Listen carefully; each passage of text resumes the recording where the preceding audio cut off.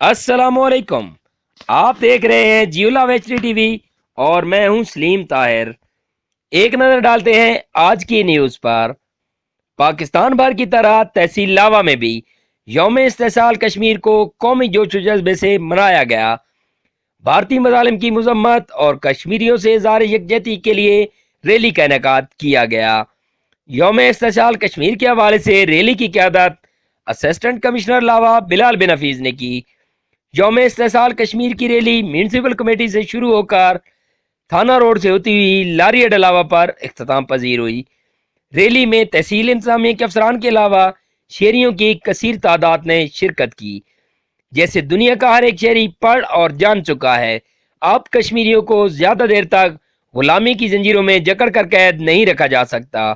کشمیر کا معاملہ مودی کی مسلم دشمن پالیسیوں اور ناعاقبت اندیش فیصلوں کی وجہ سے بھارت کے ہاتھوں سے کب کا نکل چکا۔